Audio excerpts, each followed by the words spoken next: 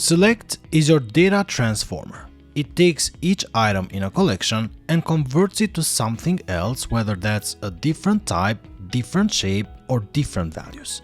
This makes it essential for reshaping data to fit your needs. The basic projection is simple. You just define the property, and this way you can extract just the names. You can also create objects by using the new keyword and curly brackets. This way you create anonymous objects with specific properties, so you can basically shape the output exactly how you need it. Select is also lazy and chainable like the other LINQ operations.